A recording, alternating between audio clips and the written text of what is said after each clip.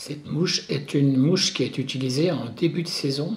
Elle remplace la fameuse March Brown qui est très connue des monteurs à la mouche. Et la particularité de ce montage, c'est qu'on va remplacer le marron, le brown, par une couleur qui s'appelle le bistre, qui est un espèce de couleur foncée qui oscille entre le marron et le noir. Donc on utilise pour cette mouche un hameçon en taille 16 voire 18 et on commence par enrouler une soie grise sur la hampe jusqu'à la courbure pour ensuite positionner des cercles de Pardo Cortsono Claro. On les installe sur la hampe, on les consolide pour ne pas qu'ils glissent éventuellement et on va ainsi positionner et fixer ces cercles. On coupe l'excédent et on va dans un premier temps faire le corps de cette mouche qui est un corps qui sera constitué d'une plume de cul de canard bistre enroulée par la pointe. Donc on commence par fixer cette pointe de plume sur la hampe vers la courbure de l'hameçon. Et on va remonter avec cette plume en la torsadant légèrement pour constituer un corps qui va être un corps très flottant et qui, comme on utilise une plume de cul de canard de la pointe vers le bas, qui va être de plus en plus grosse, plus on remonte vers la tête de la mouche.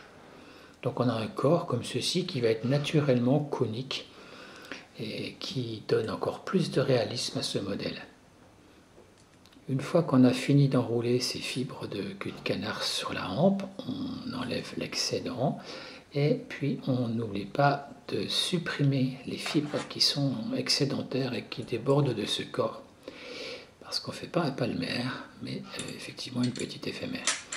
Alors vous avez vu dans mes précédents montages que je fais toujours attention de ne pas couper la soie qui, par effet de pesanteur, se trouve toujours sous le modèle.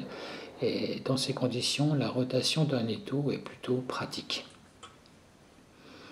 Une fois qu'on a fini de faire ce corps, on va faire l'aile. Et pour l'aile, on va utiliser toujours la même couleur et toujours la même matière, c'est-à-dire qu'on va prendre quelques fibres de cul de canard bistre qu'on va emprisonner soit dans une boucle à dubbing, soit dans une boucle qu'on aura réalisée en splittant sa soie en deux si la soie n'est pas une soie torsadée.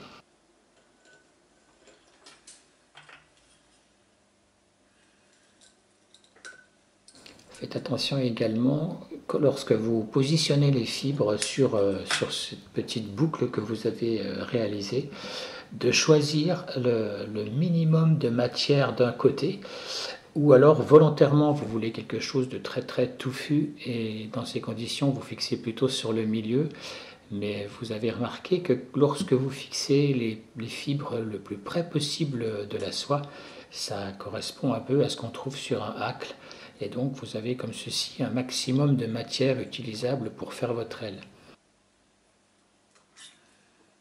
Et enfin on fait un nœud final. Alors les nœuds finaux, je les fais avec un whip finisher.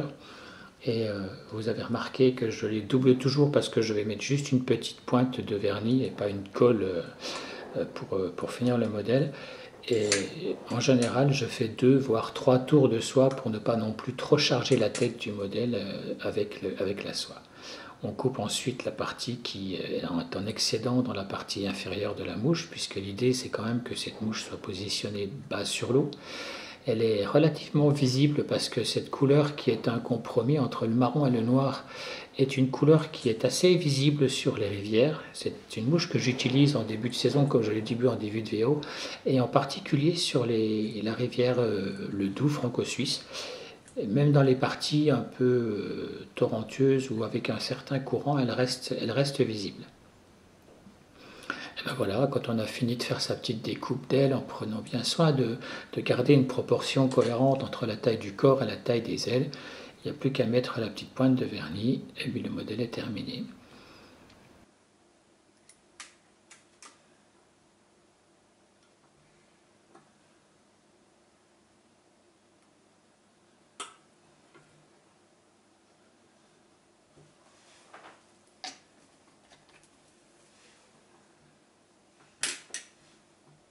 Et voilà une belle petite mouche de début de saison qui j'espère vous donnera beaucoup de satisfaction sur les rivières.